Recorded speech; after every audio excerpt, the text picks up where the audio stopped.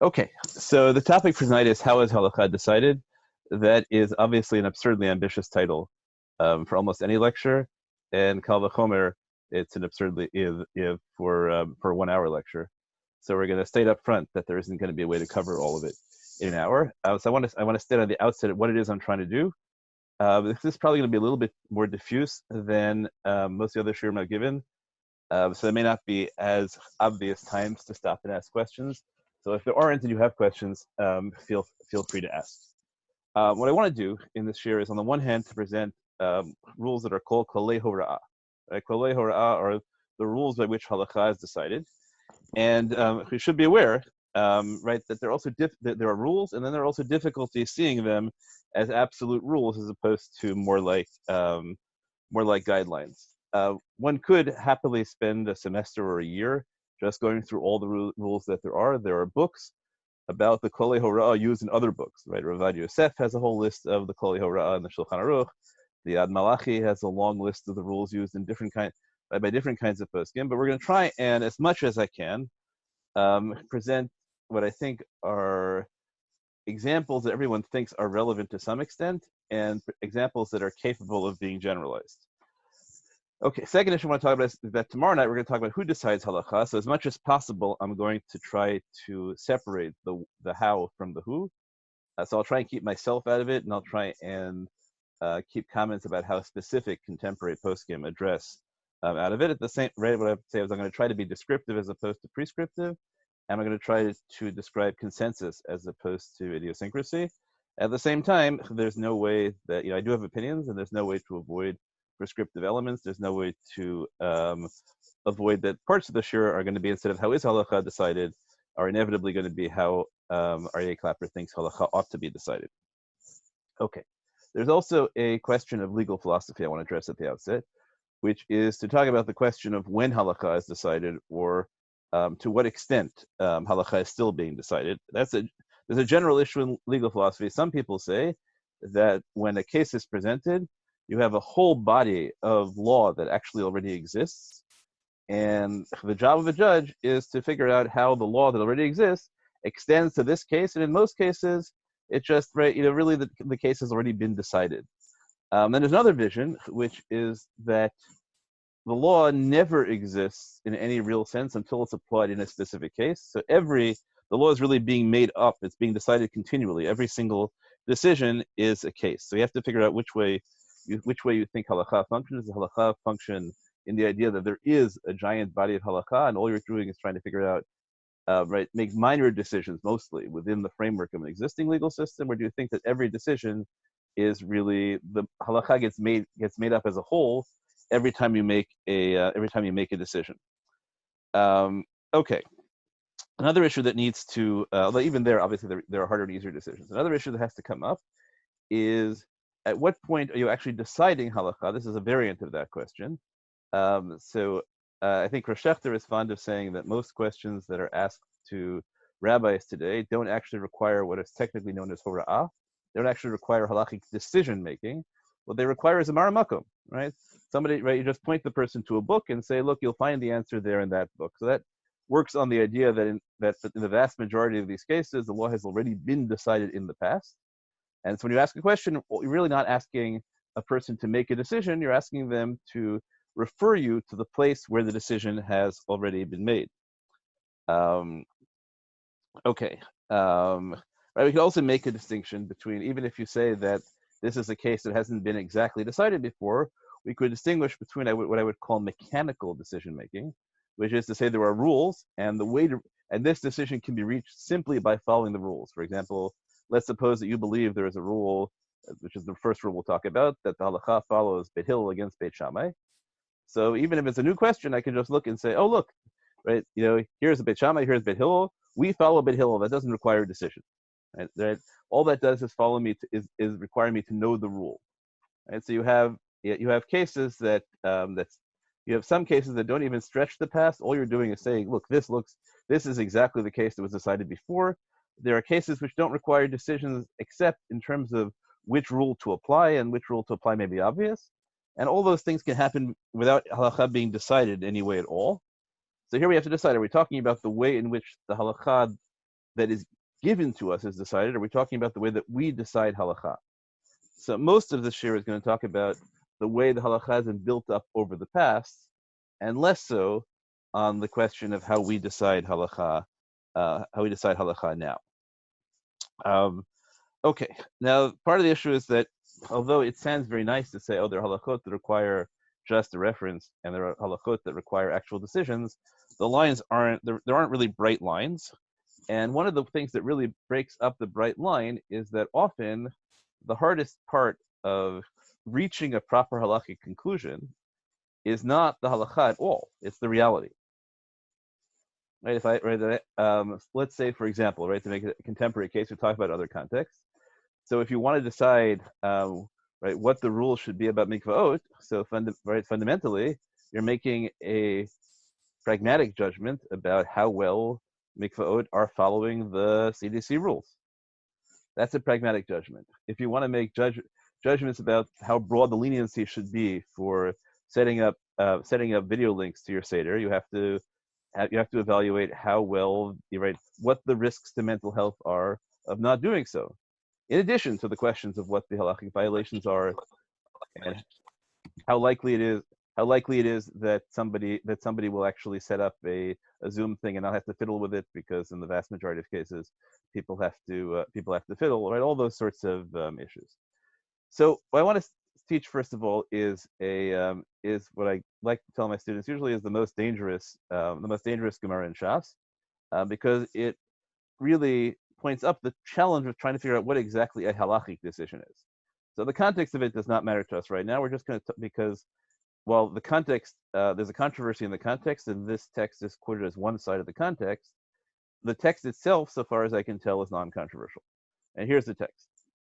The text says, a braita was taught in the Beit Midrash. Which Beit Midrash is not identified. The person speaking is a figure named Zeiri, which is, okay, wait, it's first generation Amora, I think, or second, whatever it may be. He says, if a Beit Din ruled that the sun had set, okay, it's Shabbat, and people are wondering, can we go outside? Can we engage in our Motzei Shabbat activities? And the Beit Din rules the Shabbat had set, and then guess what? It turns out they were wrong. It was just cloudy. In the end, the sun shone. So the Gemara says this is not a hora'ah, but rather a ta'ut. This is not a halachic, right? It's not that they made a halachic decision and therefore everybody followed a halachic decision which turned out to be an error. This was not a halachic decision at all. This was just a mistake. And the consequence of that is that people are responsible for their own sacrifices if they violated Shabbat. They can't say I was relying on the Beit Din, because the Beit Din didn't do anything. The Beit Din made a meteorological claim, right, or an astronomical claim. They said that the sun had gone X degrees below below whatever the angle is supposed to be at, and they were wrong.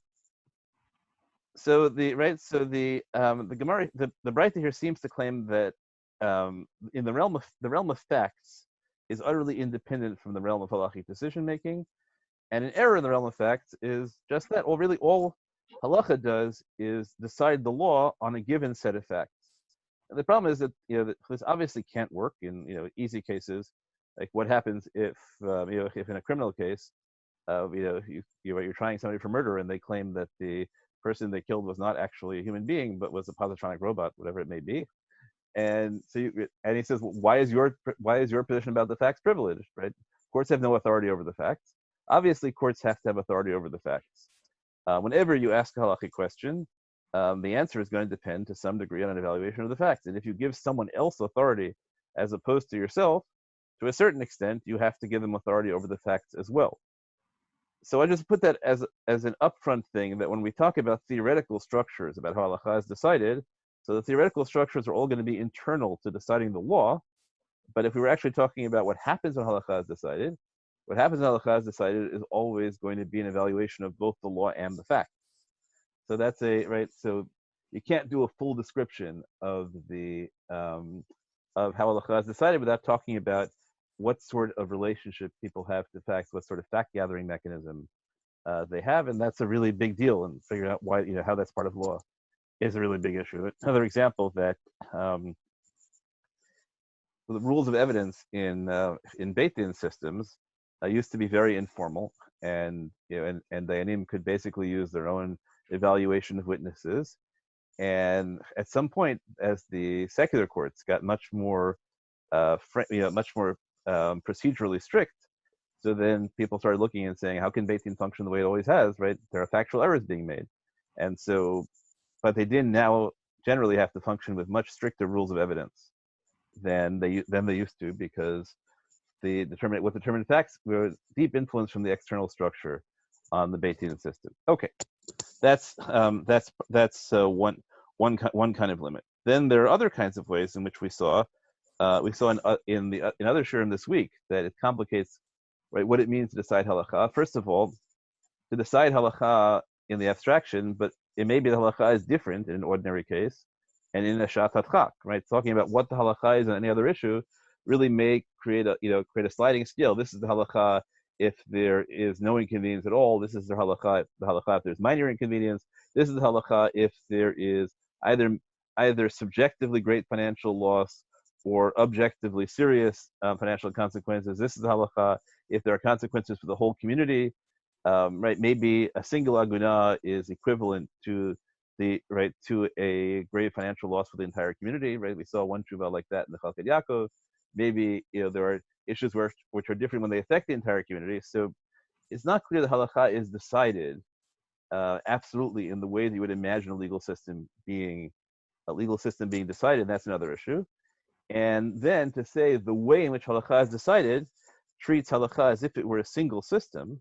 But aside from the subjective reality that different people decide halakha in different ways, different communities decide halakha in different ways. Like, say, for example, generally, when there's a machloket between Rav Yosef Karo and the Ramah and Rav Moshe Israelis, right, between the two components of what we call the Shulchan Aruch, so generally, communities that identify on the Sephardic side of a binary world will paskin like the Mechaber, and communities that identify with the Ashkenazi side of an imaginary binary world will rule like the Ramah. So the rules of decision making are different. Now that's a very stark case, but another instance, for example, is that in contemporary Sephardic halakha, probably there's a mechanism called sfeiks that is called sveika halachically, which is when you say there's a doubt and then there's another doubt, and so usually we say that in a sveika situation you can permit even things that, right, when the need is great, certainly you can permit even things that are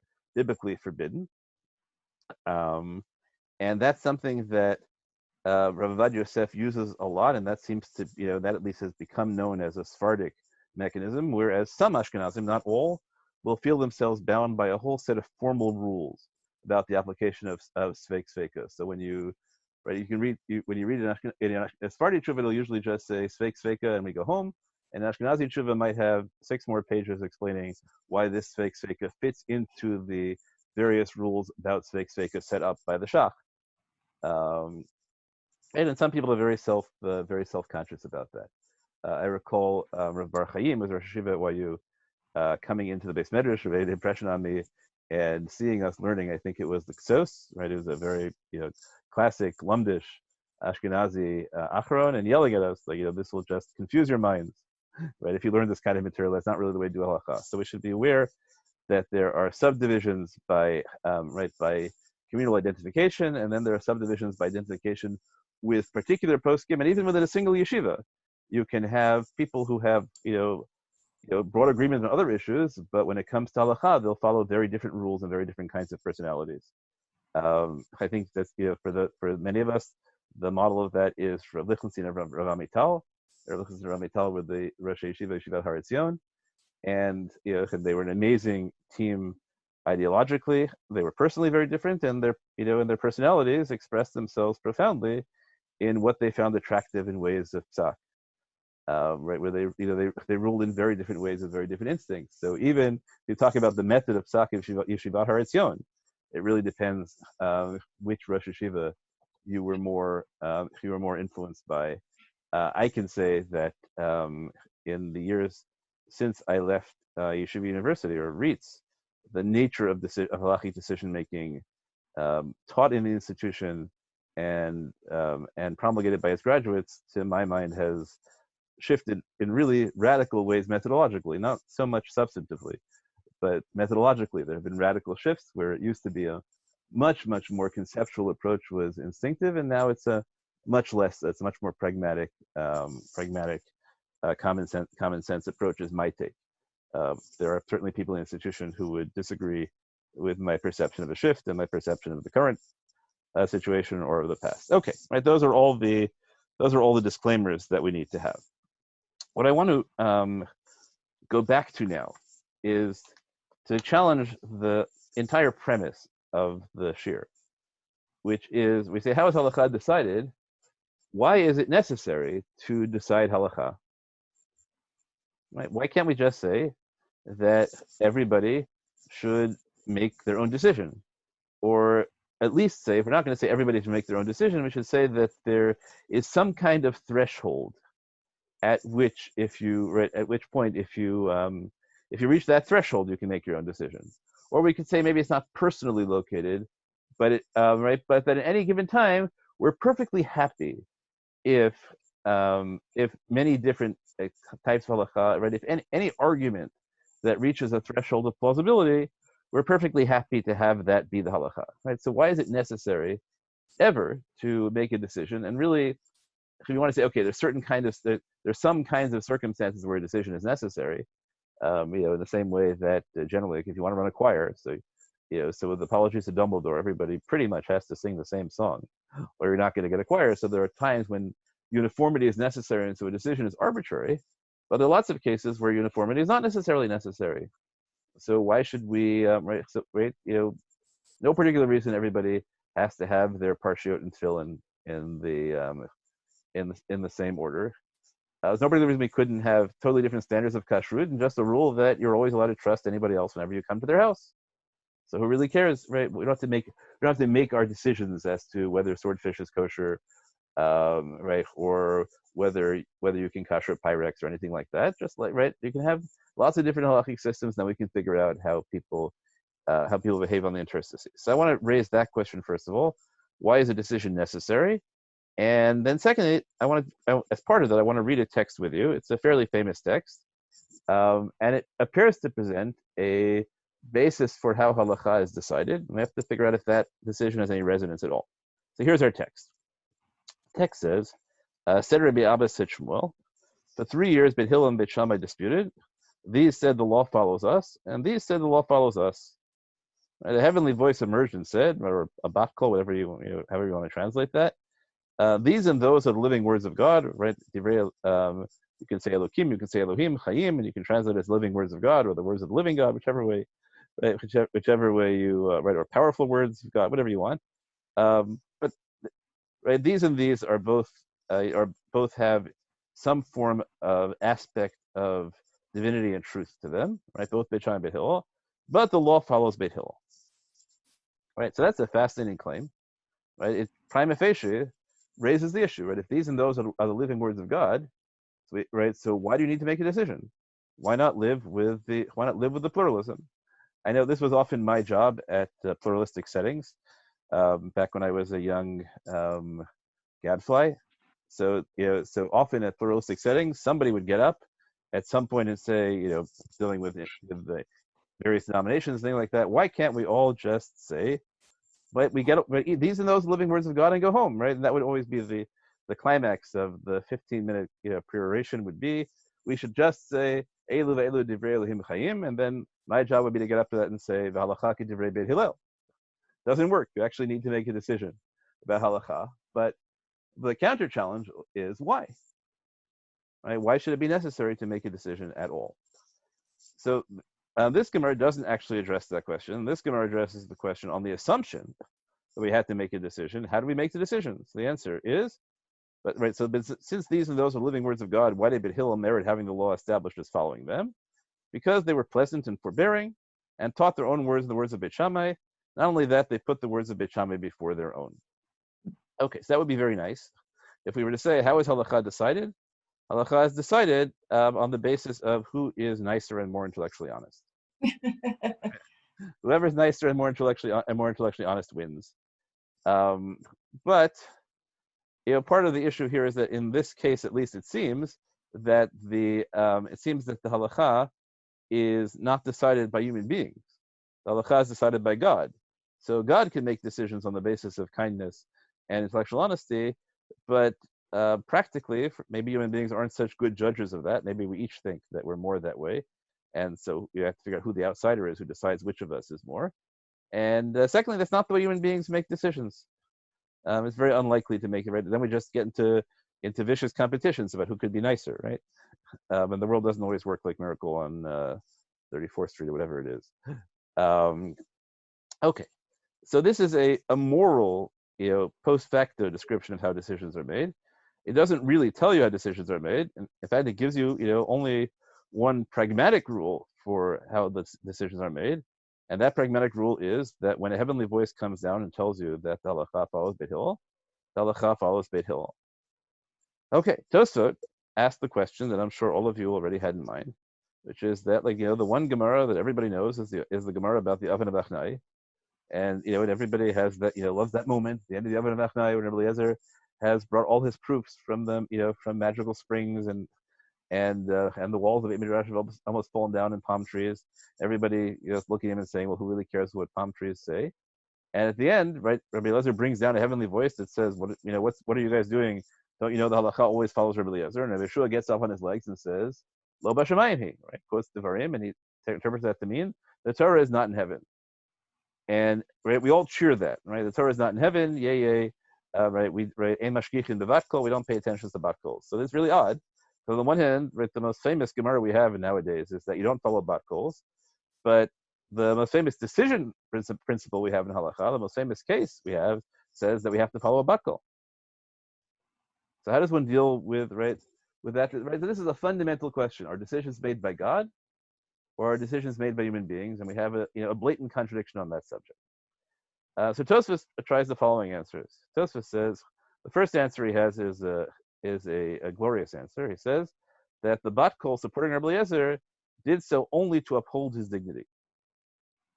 Right? That in the arguments of Rabbi Eliezer and Rabbi Yeshua, the bat kol said that the halacha follows Rabbi Eliezer, but didn't mean it. But it meant, right? It just was trying to make Rabbi Eliezer feel better. But the problem, of course, is that given that argument, so that's what Beit Shammai would say to Beit Hillel. Right? God just wants you to feel better. So if you allow that kind of response, then a bat kol never has authority, because a bat kol has no way of defending itself. You can always claim that God had ulterior motives for misrepresenting the halacha. Okay, then Tosfos has another approach. He says, in that case, the bat kol, right, in the case of Rabbi Eliezer and Rabbi Yeshua, the bat kol opposed the majority, so we certainly don't follow it. But the bat kol supporting Beit Hillel we follow because Beit Hillel were the majority. So that seems like silly, because if the law follows the majority, which is how Rabbi Yirmiyah explains the position, lo b'shamayim he, who needs a bat kol? So what does a bat kol add? Either majority rule is a principle or it's not a principle. So Tosfos points out, right, and this is based on the Gemara we have, which is a really interesting claim. He says, you know what? Beit Shammai were smarter. So, okay, again, what does a bat kol settle? Either the smarter people win or the majority wins. Rabbi Yirmiyah explained Rabbi Yeshua saying that the Torah claims, whether that's pshat or not, that the Torah claims follow the majority. So who really cares that Beit Shammai were sharper? Right, that's a really right. So Tosfos doesn't really successfully explain at all what it is, right? Why it is that the case of Beit Hillel and Beit Shammai is exceptional. And the truth is that the Gemara is not obvious that it's exceptional. The Gemara that Tosfos is commenting on records a dispute both between Rabbi Yochanan and Rish Lakish and between Rav and Rabbi Yochanan. That's why the Bavli sets it up, as to whether, this is a fascinating claim, whether Beit Shammai's position ever existed in practice. In each of those pairs, Rav and Shmuel, Rish Lakish, Rabbi Yochanan, one of them holds that Beit Shammai was a purely theoretical position. They knew from the very beginning that the law followed Beit Hillel, and they only came up with it, right. Whenever they argued with Beit Hillel, they knew in advance that they were losing. That's a really wild idea, right? That there's a whole school which exists only to be, the closest analogy we have is it's like sort of the Washington Generals. Those of you know, the Washington Generals are the team that plays the Harlem Globetrotters. They're not supposed to win. They won once in 1972 or something like that. It's an amazing thing where the Globetrotters blew it, but they're not supposed to win. So Beit Hillel are the Washington Generals of Halakhah. So that position is fascinating psychologically, but wild in real life. So the Gemara says, no, no, no. Maybe what it means is eminent position is that that even after the heavenly voice came down, Beit Shammai stopped acting according to their position, but they weren't convinced they were false. Why should they be? Because the Gemara said, "Elu v'elu divrei Elokim chayim." But from that point on, they knew at least that their past positions were not the halacha, even though they still thought they were true. That's a much more psychologically plausible position. The issue that interests us, though, is the Gemara's interest in the reverse case. So two of these four Amoraim held that Beit Shammai acted on their own position. So the Gemara says, when did they act on their own position? If you would say if it's after the heavenly voice, so why don't they follow the heavenly voice? And even before the heavenly voice, why didn't they follow the majority? And if Beit Hillel were a majority, so what basis did Beit Shammai have for acting on their own positions? So the Gemara says that if the discussion about whether Beit Shammai followed on their position relates only to before the bat kol, so let's try and figure out what were they arguing about. Why did each of them think the halacha should follow them? So they say, let's assume that Beit Hillel had a majority, and so one possibility is Beit Shammai agreed Beit Hillel had a majority. Okay, that's why they didn't act on their position. So they're very odd. In the background, they just kept hoping they would get a majority, but every time there was a vote, they lost. And the position that Beit Shammai followed their own position, and here we get what Tosfos is basing himself on, believes that majority rule applies only when the two sides are intellectual equals. But Beit Shammai were sharper. Now, what does that really mean? What it really means is that Beit Shammai thought that lots of the people who identify with Beit Hillel didn't get to vote. They thought there was a particular level of learning you have to reach, and learning it not just knowledge but intellectual capacity that you have to reach in order to be one of the people whose votes are counted when we decide who has a majority. And they thought that among the people who reached that level, that they had a majority. And Beit Hillel said, no, we think that the standard is lower. Or else Beit Hillel said, we think that your standards are absurd, right? In the way, Rav Bar Chaim looking at us and saying, you think you know Ksos that makes you better. Actually, you think you know Ksos that just makes you worse. Right? So that's right. So Beit Hillel and Beit Shammai fundamentally, on this understanding, before the heavenly voice came out, they had a disagreement about what it meant for majority rule to rule, because they had different notions of who was on the voting register. And the other position is that that Beit Shammai followed their position even afterwards, because Beit Shammai were consistent, and they Beit Shammai were consistent, and they and they just said, we never follow bat kol. We didn't, you didn't follow the bat kol when it proved Rabbi Eliezer's position. We're not going to follow the bat kol when it follows your position. And in that case, we don't really know why even though we have this dramatic moment where bat kol comes out, actually Beit Shammai thought that wasn't the halacha, and you couldn't settle it that way. Maybe they thought that, because maybe they thought the bat kol just came out to make Beit Hillel feel better. Because after all, maybe they agreed Beit Hillel were nicer people, and God would tell them the halacha followed them, not because it really followed them because they were nicer, but God would say that because He wants to make nice people feel better, right? The way He wanted to make Rabbi Eliezer feel better. So in that case, right, there really is no way, and we don't know why the rule went against Beit Shammai. Okay, but now the Gemara, after all this, the Gemara raises a possibility as to why it is we have to make a decision. The Gemara says, according to the position that Beit Hillel and Beit Shammai each acted on their own positions, would this be considered a violation of lo tidgodedu?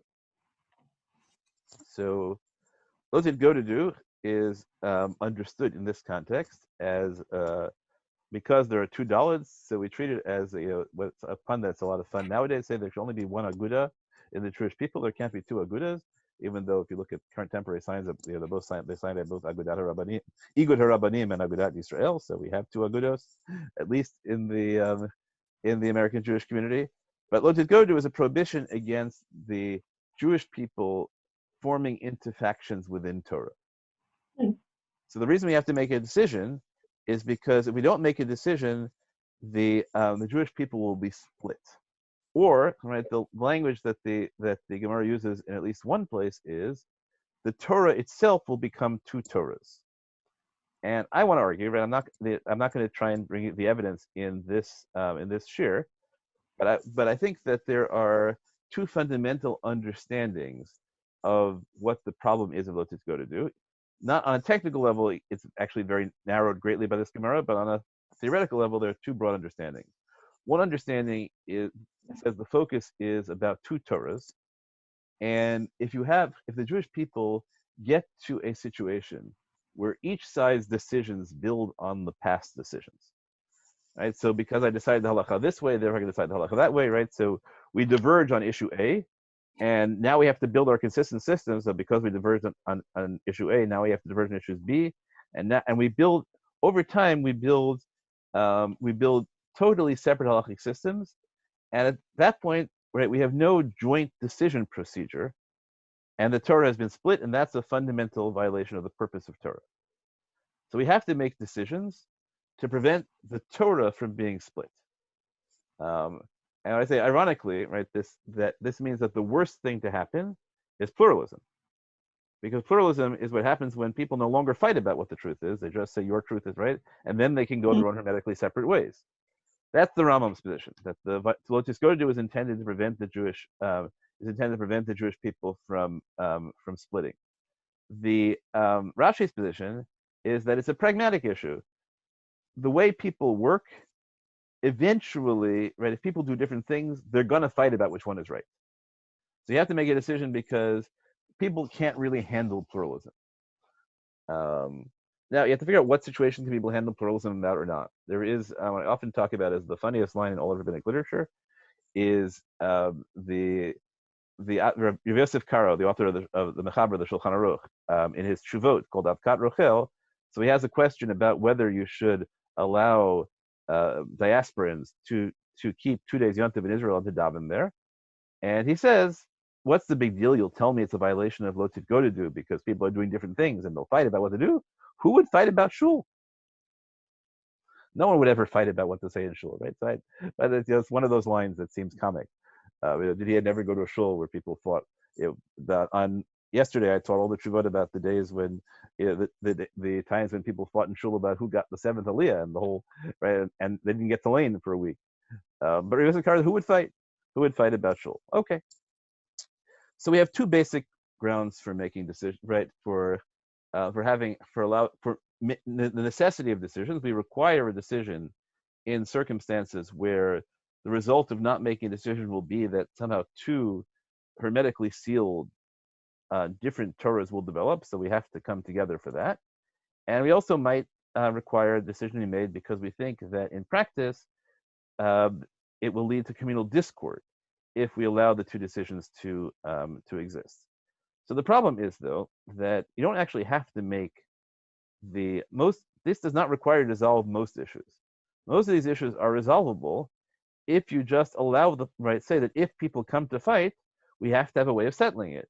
If it looks like the systems are diverging, we have to have a way about reunifying them. So so we can avoid the necessity of making decisions as long as everybody agrees how a decision would be made. And such a mechanism actually existed. The mechanism is called the Sanhedrin HaGedolah. And the Rambam has this marvelous scheme that for much of Jewish history there were no what he calls machlokot.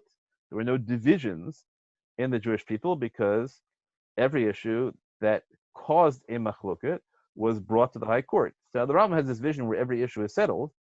But I don't think that's true. I think that the easier way of conceiving in that system is the way the United States Supreme Court functions. The United States, what holds the United States together as a legal system is the so far universal agreement that if there's a legal dispute, you can bring it to the Supreme Court, and whatever the Supreme Court decides is the law. Now, the Supreme Court, in its wisdom, takes very, very few cases a year, right? So there are enormous numbers of legal issues in dispute in the United States all the time. Nobody thinks the existence of those disputes, even the existence of disputes among different federal courts, appellate courts between different states, all of those sorts of things they don't matter.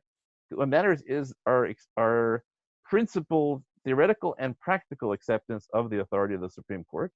So we could have say that most halachic issues don't have to be settled at all. It's just that when you have these unfortunate consequences, we should bring it to the Supreme Court. So the problem with the Rambam's vision, really the Mishnah's vision, is that there was a Sanhedrin in the time of Beit Hillel and Beit Shammai. So now what we really understand is that the Gemara, which says that a bat kol came out for Beit Hillel and Beit Shammai, is not telling us the normal decision procedure. It's that normally there, right? You didn't need any decision procedure other than the Sanhedrin Agadol voting, right? But this has to be a situation where the Sanhedrin Agadol broke down, right? And there's a right, and that will tell us, right? So the mechanism discussed here, right, the bat kol, comes in because, right, because the mechanisms of halakha itself were not sufficient to resolve the dispute. But why not? Everyone has to accept the Sanhedrin Agadol's authority.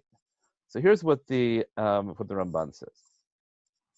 The Ramban says that there's a Braita in Chulin which says that people at a certain point, right, presumably, let's say before the bat kol, if people wanted to follow Beit Shammai, they could follow Beit Shammai consistently, as long as you follow the leniencies and stringencies, or you can follow Beit Hillel, their leniencies and stringencies, right? You just have to pick them, right? The Gemara says that if you follow both their chumras, you're an idiot, and if you follow both their kulas, you're right. Both their leniencies, you're evil. But right, okay. But you can follow either side consistently. So Ramaz says, I don't understand this, right? We have Klalei Hora'ah. The Klalei Hora'ah say that generally we follow the person who is greater in wisdom and number. So you'll tell me, but Beit Hillel and Beit Shammai, we can't decide who's greater in wisdom and number. So then we have other mechanical rules. Mechanical rules are in Torah law, follow the more stringent, and in rabbinic matters, follow the lenient. Okay, and as we also say, we could follow majorities. So Ramban says, I don't understand this idea of following Beit Shammai and Beit Hillel consistently. That seems to be against all the principles of halachic decision making. So his answer is, I can respond that because the dispute between the students of the house of Shammai and the house of Hillel was large, so that all the sages of Israel were subsumed within it, and the Torah became for them as two Torahs, everybody has the right to follow either, as we say in Ivama. So this is a really interesting line, right? The Ramban says that at some point, everybody was a member of either Beit Hillel or Beit Shammai. But that's a terrible thing, right? The Torah became two Torahs. So we said the whole reason to make decisions is to avoid the Torah becoming two Torahs. And now Ramban is saying that the reason that the Gemara says you can follow either position because the Torah is already two Torahs. Right? That's exactly why we should require you to make a decision as opposed to allow this kind of pluralism. So Rabbeinu Nissim, I think the Ran, in quoting the Ramban, explains it a little bit further. He says, since right, that this statement only applies to a person who is not among the disputants. And here's what I'm going to make. This is the biggest point I'm going to make in the shir. All the decisions, all the rules of Hora'ah apply to somebody who is not part of the fight. If I don't have a dog in the race, right? All that comes up to me is I am a neutral party. All I know is that X holds this position and X holds Y this position, and I have no basis for reaching my own conclusion on the issue, whether it's because of humility or because, in fact, my own intellectual limitations, or because actually I've heard both their positions and I can't tell you which one is true. So that, the Rabbeinu says, that's the only time that we follow rules. But when two equivalent sages disagree, right? But when two people have a right to their own opinion, they disagree, each has the right to act in accordance with his own position, whether it be strict or lenient. Okay, so if I disagree with you, so then I just do what I want, right? To figure out, right? He seems to think that's only if we're equivalent, right? Maybe a lesser figure has to bow to a greater figure, but basically, says the rules are there for people who have no opinion. But now he says something. Okay.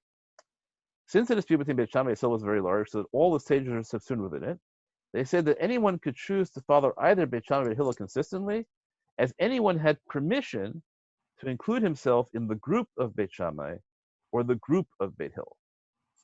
So what is the Ran adding to us here? What he says is that there's a new principle for deciding halakha.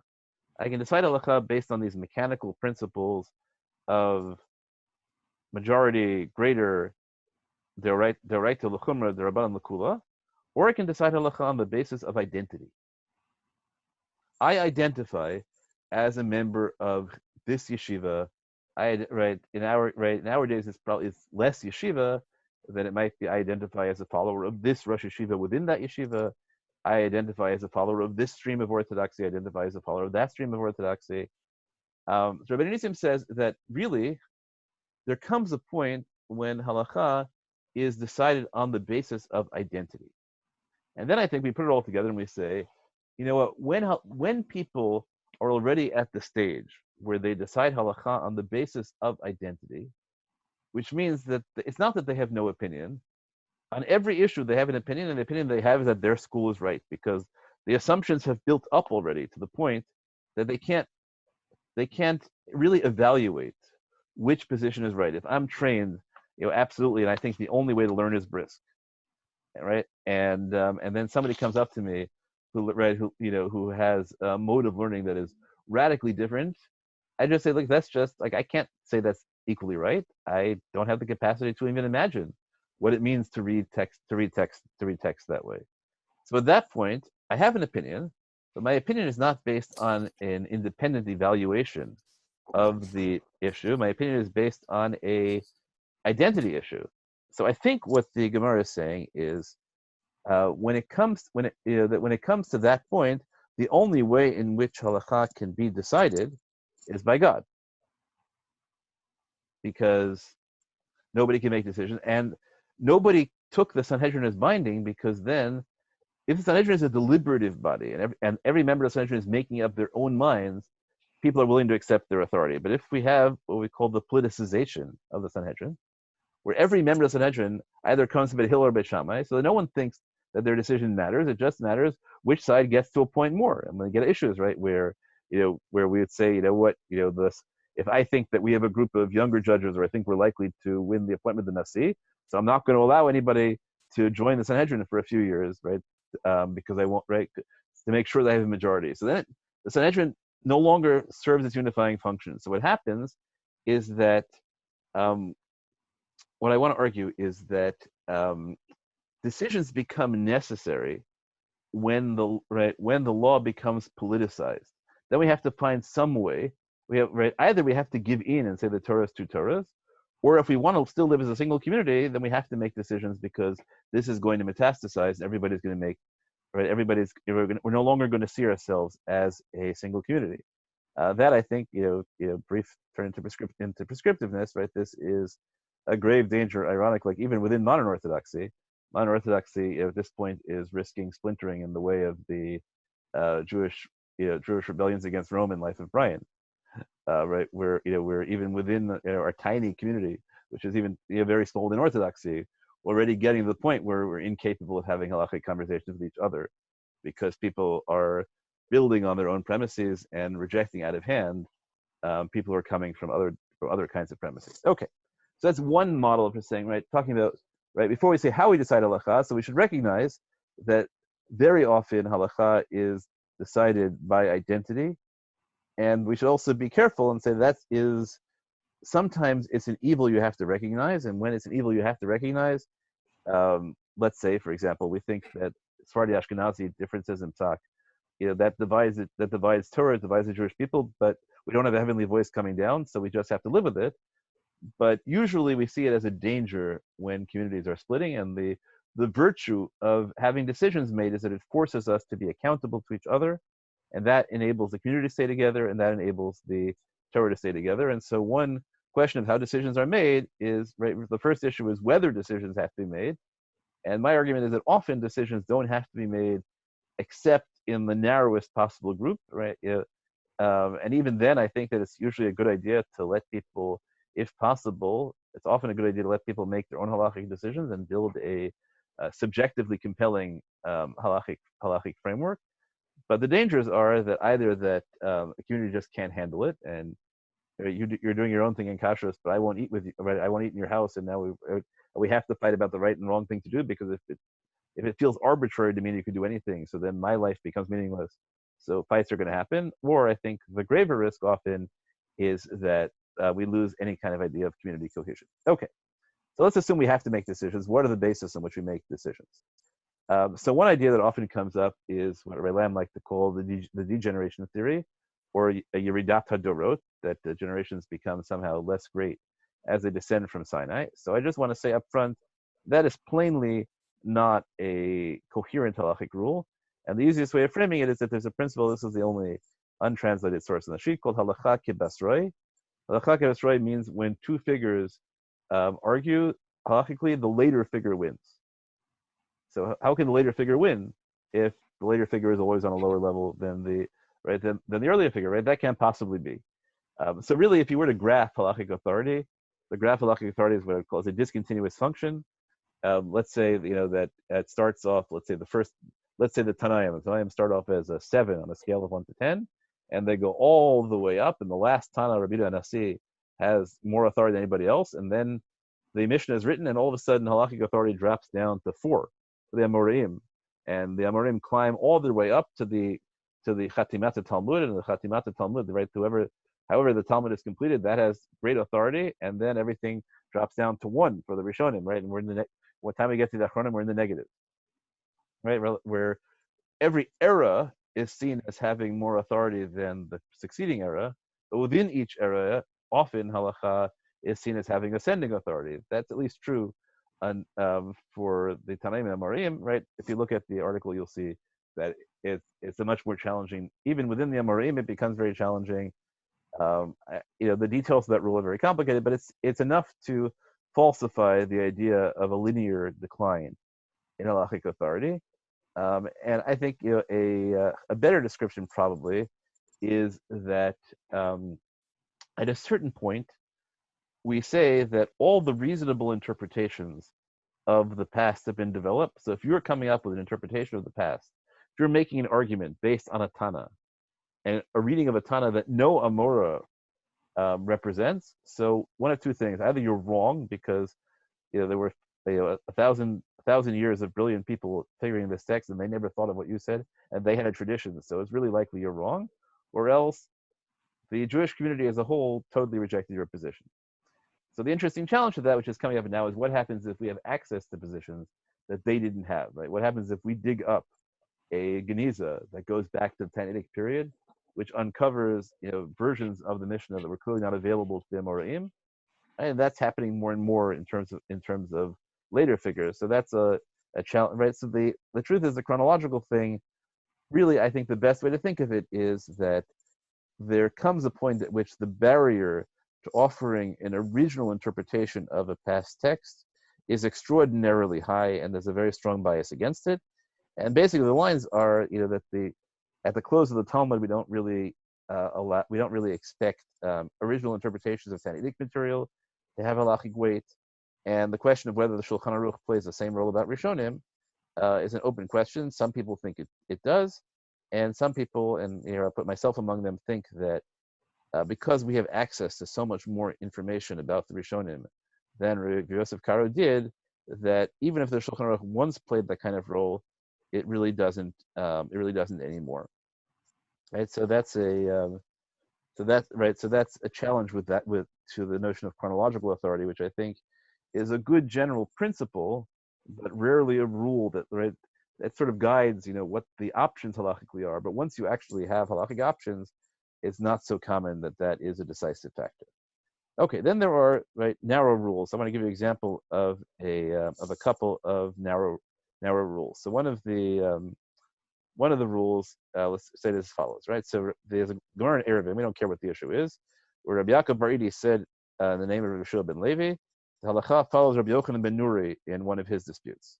Now Rabbi Zeira says to Rabbi Yaakov Bar Idi, but did you hear this explicitly from Rabbi Shua ben Levi, or did you just derive from some other thing? He said, that must mean that the halacha follows Rabbi Yochanan ben Nuri. And he said, I heard it explicitly. Okay, so now the Gemara wants to say, why would he have needed to say it explicitly if there was a rule he could have derived it from? And the rule he could have derived it from is that when there's a dispute about an issue regarding an Erev, which doesn't matter which kind of Erev for our purposes right now, halacha follows the lenient position. Halacha always follows the lenient position. Okay, so now the Gemara says, why do we need both statements? Well, if he just said the halacha follows Rabbi Yochanan ben Nuri, I would have thought that meant that it follows him even if he's lenient or strict. Now we know that the only reason it follows him is because he's lenient. And if his position has non-lenient results, maybe we don't follow him. And if he just said the halakha follows lenient disputant, I would have thought that applies only to disputes among individuals. But here we discover that the rule that halakha follows the lenient position overrides the rule about yachid v'rabim halakha kirabim. Okay, so that's a fascinating claim that yachid v'rabim halakha kirabim. Not when it comes to eruvin. When it comes to eruvin, the lenient position always wins.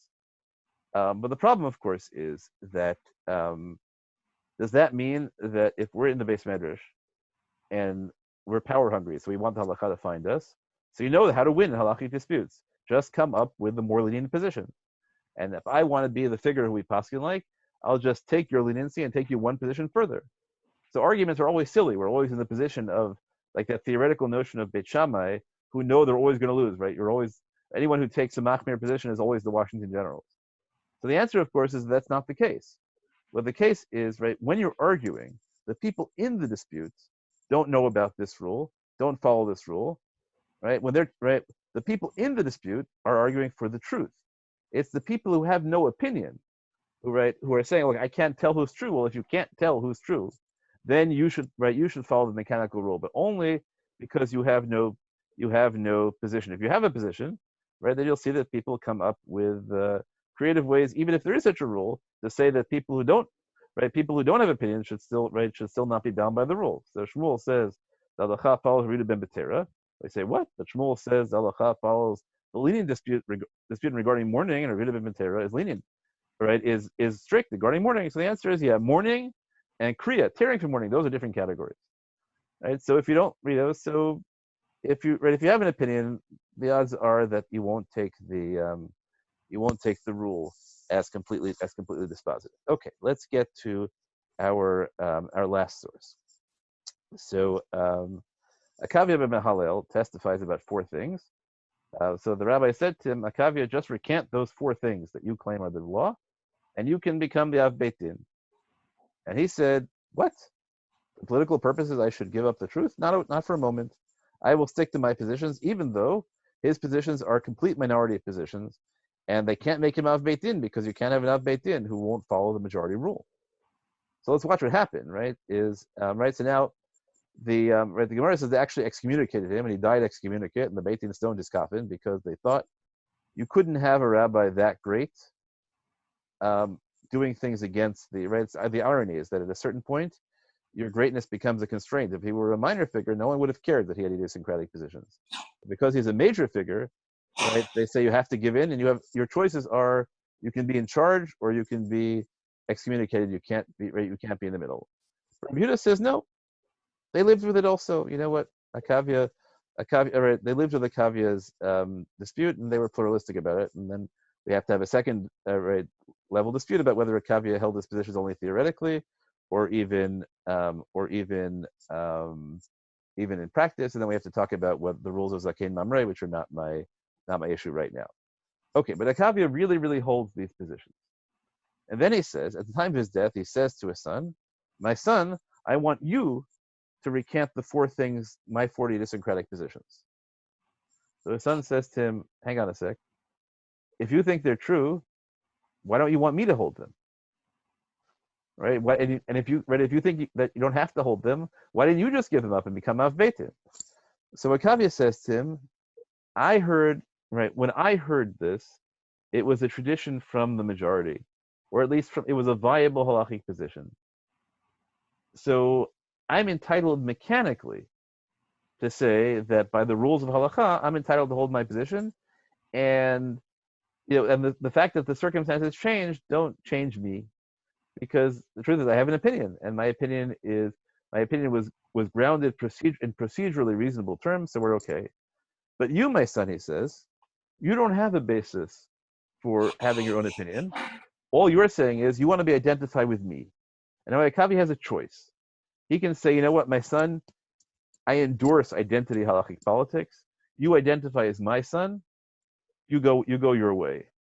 Or he can say, look, you know what, I'm a minority, and to tell you that you should identify with me and ignore the normal, right, the mechanical rules because you have a halachic identity, well, I think that's a very right. I think that's a very bad idea. That will just split the Jewish community, and it will cause you to have fights and not have any kind of not have any kind of role in the position. He then tells you, look, I'm not going to use any influence for you, but I'm going to give you a fair shot, right? That's his argument. I'm going to give you a fair shot. You're not going to be bound by your identification with me. You can just identify with the rest of the community, and that appears to be what his son does. Okay, so here's what I want to try and bring out. And again, I apologize if this was somewhat more meandering than usual. It seems to me that if you understand how Halakhah is decided, there are really two different ways in which Halakhah is decided. Really, three kinds of issues. One is that you can decide not to decide, and that's a valid option we should think about more and more often. That sometimes it's okay for Halakhah not to be decided. The only decision you have to make is this a reasonable position or not? And if it's a reasonable position, we should endorse let 100 flowers bloom, so to speak, right? We can have as many reasonable positions be Halakhah as we want. Then let's say, suppose we decide it's the kind of issue that we can't allow to be right, pluralism to exist because it threatens the community in some way or the other, or it's just impractical. So then you have two ways of making decisions. One way of making a decision is to say that, or three ways. One way of making a decision is to say that, okay, there are groups that I think advance my ideology, that are the group I went to school with. So I'm going to decide halacha in accordance with my identity as a REIT student, as a modern Orthodox or centrist Orthodox person, as a student of Rabbi so and so and so and so, as a New Yorker, as an Ashkenazi, right, as a Dati, Dati Lumi person, right? So you can make decisions by identity. We should recognize how many of our decisions are really made that way. Then you can say, you know what? I don't want to make a decision based on identity because that seems to me to be counterproductive. And either I feel inadequate or I simply don't have a basis for deciding among the opinions. And then there's a whole set of mechanical rules that you can follow halachically. But the mechanical rules mostly only apply if you don't have a position. Now, the really important issue is what entitles you to have a position, what kind of position you can have. So one argument is that the only kind of position you can have is a textual position, right? So I can decide halacha based on what I think is the most plausible read of the past. And again, that's very iterative because what level of text I think I'm allowed to interpret, right? How far back I can go, that will itself be bound by procedural rules. And another thing is to say, no, you know what? There are issues where I don't have a textual basis, but I have a moral basis. I have a philosophic basis, right? That often people will take positions like that on issues of gender, let's say. So that, okay, I understand that there is a boundary, right? These positions are plausible, these positions are implausible, these positions fit within the consensus of what is seemed to be a reasonable procedural frameworks. This does not. But then once I've hit that threshold, I'm not going to make the decision mechanically, even though I don't have a basis for textual decision. I make the decision because I have a position that it's really important to preserve the traditional role of women. I have a position that it's really important to create massive options for women, right? So those are, right, that's the third way of making decisions, right? So I want to set that out, right? That really the fundamental ways of deciding halacha are identity, which we should pay attention to more, mechanics, which is the whole massive set of kolei hora'ah, and then substance, which is either because I believe this is the proper textual reading, which requires a great deal of skill, or I believe this is the proper outcome morally, and it reaches a threshold of plausibility, and there's a great deal of discussion necessary as to what entitles one to reach idiosyncratic positions on that issue, or maybe that has to be done to some extent in congruence with identity. Okay, that's the end of my presentation. I'm sorry I didn't stop for questions. Now is a great time to ask questions before we're done. Hi, Rabbi Klaus. Hi. So I'm curious about the fact that we have that you side with Beit Shammai or Beit Hillel. Do we know of do we have opinions that are from that generation other than from Beit Shammai and Beit Hillel? It seems like you really did have to be in the group, and I'm not sure. Do we have other people offering like paskening at the time? Is that preserved? Right. So that's a great question, but there's a circularity involved in it because it assumes that you know what period Beit Shammai and Beit Hillel are.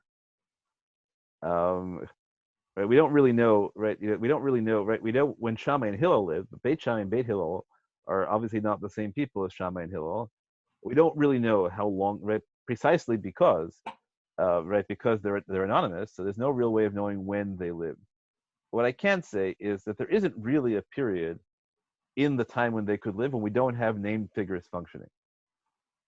So it's more likely that people functioned to some extent as members of the school of Beit Shammai and Beit Hillel, and there might be lots of people who, who were fundamentally, historically trivial. So they have no, so we don't know their names, right? Let's say, if we were to say that there are, that there are 3 major yeshivot in North America, whatever you want to call it, right? So there are the Rosh Yeshiva, right? Whose names, who sometimes cross party lines and sometimes have positions that are not actually just party line positions. So they survive, but most of them would just, go down as the YU guys, the Chavetz Chaim guys, the Lakewood guys, the Ner Yisrael guys, right? They're just the people who held the position of their yeshivas. I think it's more likely that the Beit Shammai Beit Hillel reflects, what happened when decisions were made by school, but that there were also, people who lived during that time who had idiosyncratic positions.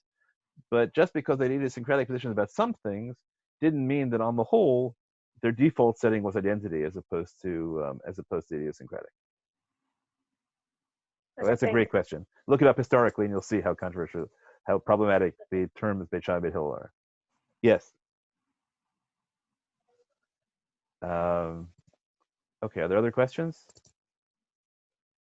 If there are not, then as always, people are welcome to send questions to Modern Torah Leadership at Gmail. Hopefully I hope I remember to start the recording.